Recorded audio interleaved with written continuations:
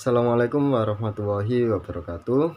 Selamat pagi, salam sejahtera untuk kita semua. Syukur alhamdulillah kita masih diberi kesempatan untuk melanjutkan PJJ daring, khususnya kelas 12. Ya, semoga kita selalu di dalam lindungan Allah Subhanahu wa Ta'ala. Oke, sebelum masuk ke materi, saya menyampaikan beberapa informasi. Yang pertama, kalian cek link deskripsi video ini.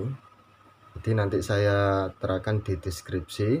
Kelanjutan dari materi ini itu ada pembelajaran praktikum, ya. Di nanti saya sertakan link deskripsinya, itu ada video pembelajaran praktikum. Itu yang pertama. Untuk yang kedua, informasinya ya, mungkin ini akan memerlukan waktu yang sedikit lebih panjang dari biasanya, ya. Maka dari itu kalian siapkan fokus untuk melihat dan memahami, karena ini juga materi tentang praktikum kalian nanti. Oke, yang ketiga, materi ini juga berkaitan dengan praktikum, maka dari itu perlu kalian ada catatan khusus, ya. Jadi nanti diperhatikan dengan seksama apa yang saya sampaikan, jangan sampai di skip.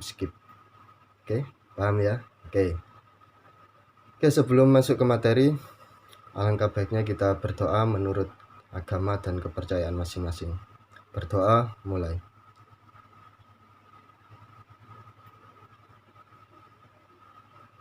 Berdoa, selesai.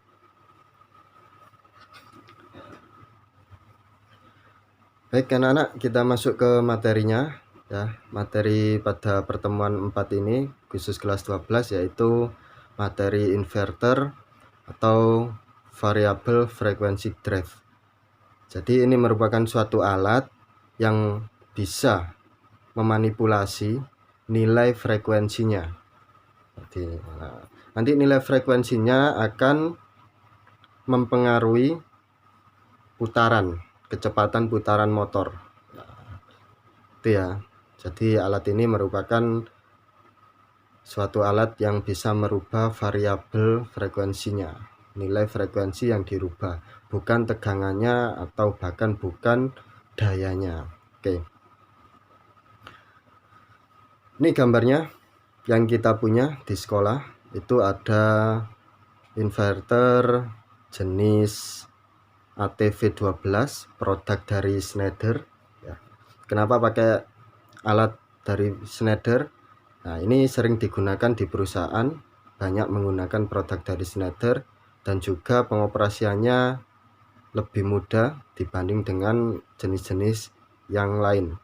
Mungkin kalau yang memang menguasai pasti anggapannya lebih mudah, tapi untuk kalangan sekolah, dalam kalangan sekolah atau kuliah atau mahasiswa, itu kebanyakan menggunakan Schneider.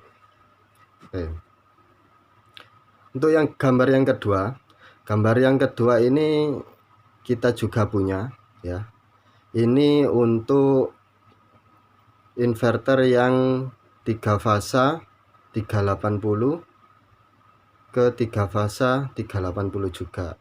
Oke, untuk yang Schneider yang jenis yang pertama ini, ya, itu 1 fasa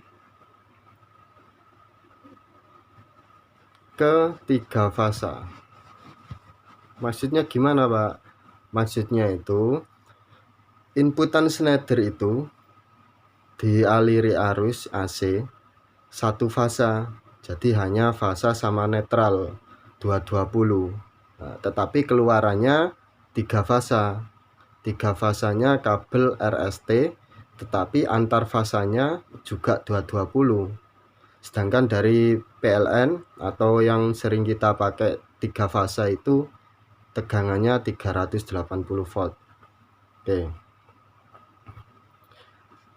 Jadi kalau inverter ini 1 fasa 220 volt, ya, inputnya, keluarannya juga 220 volt, tapi 3 fasa. Jadi antar fasanya itu R ke S itu kalau diukur tegangannya 220. Itu pemahaman pertama ya yang harus diterapkan. Oke. Kalau yang ABB ini, jenis ABB itu inputnya 3 fasa 380, outputnya 3 fasa 380. Lah apa fungsinya Pak? Lah fungsinya sama, merubah frekuensi ya, dari 0 Hz sampai 50 Hz atau bahkan bisa lebih. Nah, ini digunakan pada untuk yang ABB itu kita gunakan pada generator yang dikoppel dengan motor. Jadi inverter ini sebagai sistem pengasutan motor 3 fasanya. Ya. Oke. Ini saja sudah makan waktu yang sedikit lama dari biasanya. Ya. Nanti ada beberapa penjelasan lebih banyaknya. Oke, untuk definisinya, inverter itu fungsinya sebagai sistem pengasutan. Yang kita ketahui sistem pengasutan itu yang pertama ada DOL, rangkaian DOL, direct online. Itu sering kita gunakan pada motor-motor AC 3 fasa yang skala kecil. Ya. Terus ada sistem pengasutan segitiga bintang. Ya, sistem pengasutan bintang segitiga. Nah, itu. Terus ada auto trafo.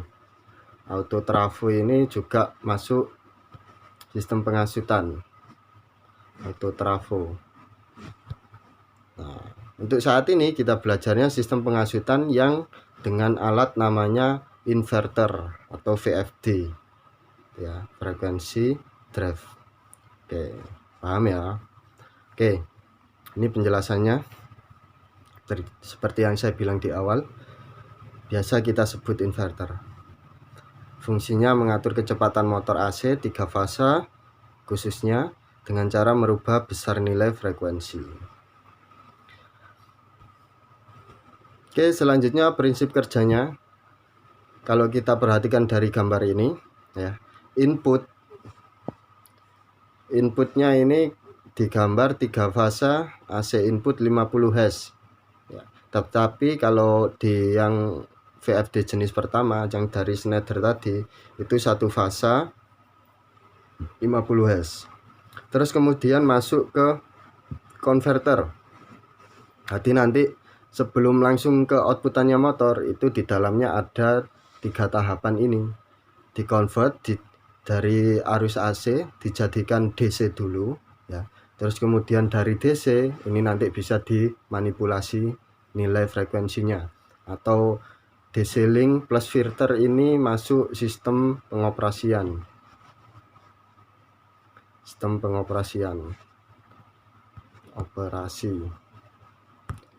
Nah, sistem pengoperasiannya merubah nilai frekuensi, settingannya seperti apa lah. Kemudian dari DC ini, DC link filter itu diinverterkan lagi dari arus DC menjadi arus AC lagi. Ya, karena motor butuh sumber AC bolak-balik, motor 3 fasa. Oke. Itu ya. Sumber input bisa 1 fasa atau 3 fasa tergantung jenis inverter yang digunakan dan motor yang dioperasikan. Oke, selanjutnya rumus daya dan putaran motor. Perlu kalian ketahui untuk daya motor AC 3 fasa itu rumusnya akar 3 dikali tegangan dikali arus dikali cos pi. Nah, akar 3 nilainya berapa? 1,7321. Tegangannya dilihat di spek motor, arusnya dilihat di spek motor, cos pi-nya ada di spek motor juga. Jadi ini ada semua di spek motor, atau yang biasa kita sebut pada nameplate-nya. Itu identitas motornya. Kalian harus belajar memahami nameplate. Jadi tidak langsung menjalankan motor. Ya, karena nanti akan berakibat fatal kalau kesalahan dalam sambungannya juga. Oke, itu ya. Untuk dayanya. Sekarang rumus putarannya. Rumus putarannya itu 120 dikali F dibagi P. P di sini itu bukan daya, tetapi kalau melihat variabel yang kita hitung putaran, P di sini itu jumlah kutub motor. Ya. Berarti 120 dikali F dibagi P. Oke. Contoh semisal 120 dikali F biasanya 50. Ya, nominalnya 50 Hz ya, karena F itu frekuensi. Ini nilainya berapa? 6000 dibagi P. P itu jumlah kutub motor ya. P jumlah kutub motor. Semisal kutub motornya 4 jumlahnya. Berarti ada utara, selatan lagi 4. 6000 dibagi 4 berapa? Ya. 1500 rpm. Oke. Itu ya untuk putarannya. Nah, jadi semisal nilai F ini dirubah, nah, itu akan mempengaruhi nilai putaran. Nah, itu yang dimaksudkan pada sistem pengasutan menggunakan inverter. Seperti itu, merubah nilai F, bukan merubah jumlah kutub, bukan merubah nilai yang ada di dalam ini. Oke, seperti itu ya. Pelan-pelan. Untuk rangkaian inverternya, oke sebentar.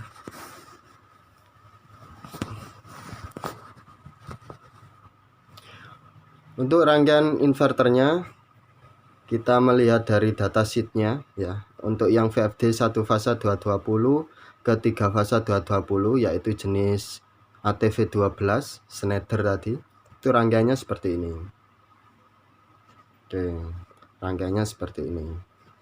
Ini input ada R atau L1, yang terminal kedua itu ada S atau L2 atau netral. Oke. Sedangkan yang ini outputannya ke motor. Oke, yang lain kita abaikan dulu, fokus yang di warna merah. Jadi ini untuk input, yang ini output. Oke. Sudah itu tok rangkaiannya. Jadi nanti inputnya dikasih sumber AC 1 fasa 220, outputannya langsung ke terminal motor 220 per fasanya, tapi 3 fasa. Oke, itu ya. Nah, itu rangkaian inverter yang jenis ABB yang 3 fasa 380 ke 3 fasa 380 ya, itu rangkaiannya seperti ini. Untuk saat ini kita tidak mendalami, itu ada materinya sendiri. Sama halnya ya, kalau kita lihat itu ada input juga ada output. Inputnya yang mana Pak? Inputnya yang ini inputnya. Oke, itu ya. Ini input, ini yang output.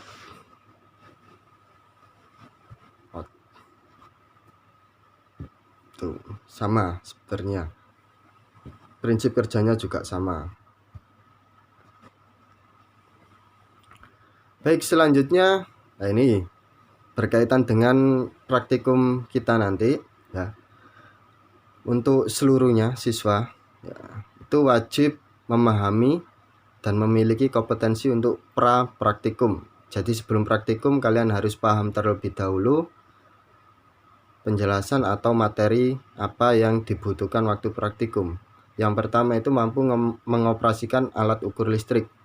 Ada AVO, terus kemudian ampermeter ya, voltmeter, untuk putaran berarti tachometer, terus kemudian frekuensi meter. Itu ya, harus mampu. Kemudian mampu membaca gambar rangkaian. Ya, kalian kelas 12 pasti bisa membaca gambar rangkaian. Ya, tinggal nanti pengaplikasiannya.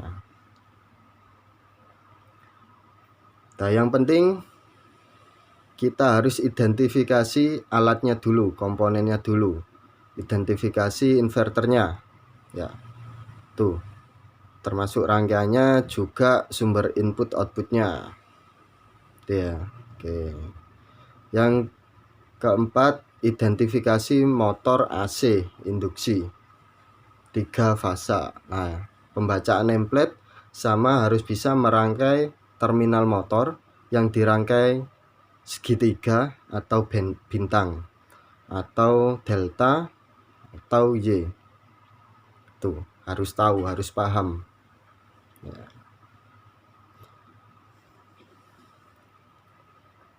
Untuk rangkaian VFD ATV12, nah ini seperti yang gambar tadi, inputnya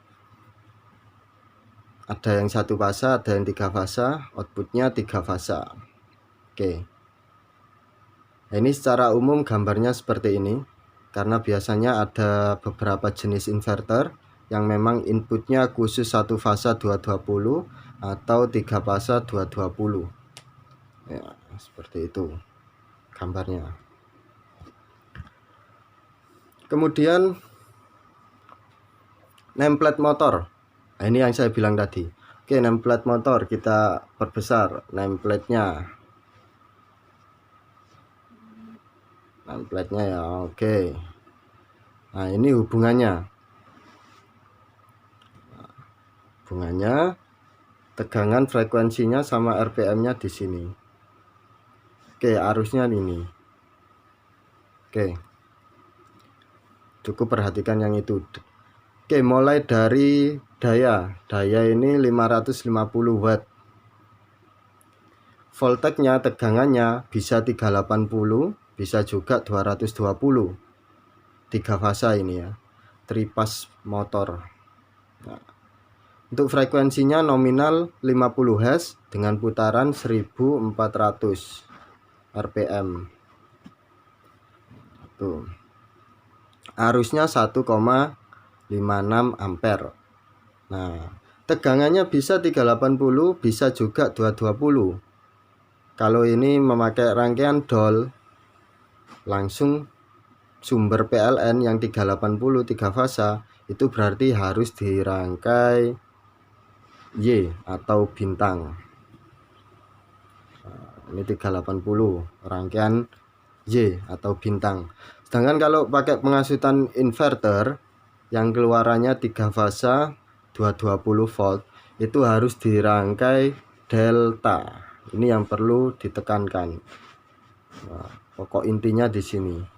Jangan sampai kebalik. Kalau kebalik, lilitan motor atau kumparan motor akan terbakar. Itu ya. Perlu diperhatikan. Jangan sampai kebalik. Jadi kalau 3 fasa 380 volt itu dirangkai menggunakan rangkaian bintang atau Y. Tapi kalau 3 fasa 220 volt itu menggunakan rangkaian delta. Kalian harus paham nameplate motor. Ya, itu. Oke. Selanjutnya, oke, bedakan untuk yang ini.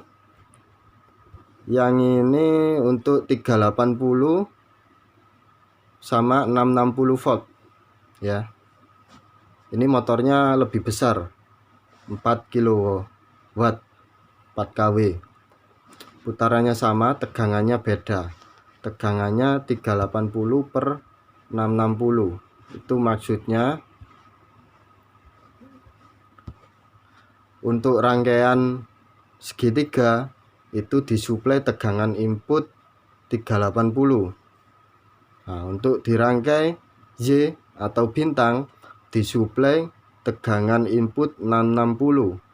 Nah, sedangkan yang PLN punya yaitu 380 untuk didistribusikan ke konsumen ya, ke perusahaan, terus ke skala kecil rumah, itu 3 fasanya 380, jadi harus dirangkai segitiga. Nah, ini motor 3 fasa induksi skala besar, dayanya 4 kW. Oke, paham ya?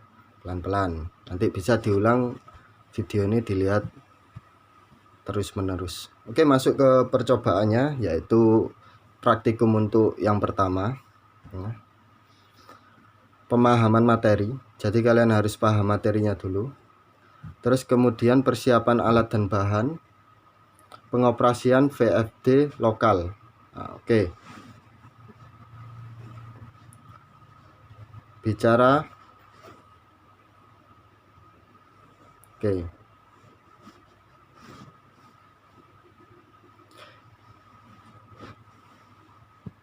Bicara pengoperasian VFD lokal, ini untuk jenis yang ATV, yang jenis ATV 12. Itu ada lokal, ada remote. Nah, bedanya apa, Pak? Nah, bedanya kalau lokal itu tombol on off-nya sudah ikut pada komponen inverternya, ya. Jadi tombol-tombolnya untuk meng-on-kan atau meng-off-kan itu terletak pada alatnya, terletak pada inverternya. Sedangkan kalau remote, kalau di setting remote itu tombolnya itu ada tambahan push button dari luar atau tombol eksternal, ada tambahan dan rangkaian lagi. Itu di percobaan yang selanjutnya. Ya, untuk percobaan yang pertama kita fokusnya ke lokal. Oke, paham ya? Oke. Pasti paham, sangat mudah. Pemahaman rangkaian VFD, pengukuran kecepatan putaran motor, pengukuran nilai arus. Oke. Nah, itu ya. Jadi untuk materi singkat kali ini membahas tentang dasar-dasarnya VFD sama teori-teori singkatnya. Saya nggak bisa menjelaskan lebih lanjut karena harus menjalankan praktikumnya biar lebih tahu. Kapan Pak praktikumnya? Nanti tunggu jadwal kalau memang sudah disetujui oleh pemerintah untuk pelajaran tatap muka, kita belajar inverter. Untuk yang pertama. Ini di mata pelajaran mesin listrik pembangkit ya. Oke. Tugasnya yang pertama review penjelasan. Kemudian kalian membuat laporan praktikum VFD job 1. Oke. Pasti ada yang tanya, Pak kita kan nggak praktek. Ya, untuk pembuat laporan kalian prakteknya melihat di video yang ada di link deskripsi ya. Yang ada di link deskripsi.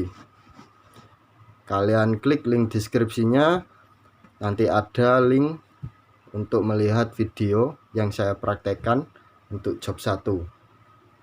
Seperti itu ya. Jadi jangan lupa kalian mereview ulang penjelasan saya, materi tentang VFD, cukup singkat. Terus kemudian kalian membuat laporan praktikum yang melihat video praktikum ada di YouTube. Nah, itu nanti saya upload dan saya sertakan linknya di link deskripsi. Seperti itu. Oke, jangan lupa dikerjakan di bukunya masing-masing. Nanti tugasnya pengumpulannya menyesuaikan dari guru mata pelajarannya masing-masing. Seperti itu. Perlu kalian ketahui, untuk pertanyaan silakan komentar di kolom komentar YouTube ya. Boleh di link ini, boleh di video yang praktikum. Nanti saya kasih link deskripsinya untuk penjelasan bagaimana cara untuk membuat pertanyaan, komentar-komentar ya. Kalian sertakan komentar, semisal Pak saya pengen belajar yang ini gimana, nanti akan saya videokan tutorialnya. Boleh. Request pengen melihat untuk proses pensettingan lebih dalam, silakan komentar ya. Seperti itu. Oke, cukup sekian dari saya. Selamat mengerjakan, tetap semangat, tetap jalankan protokol kesehatan. Saya akhiri, wassalamualaikum warahmatullahi wabarakatuh.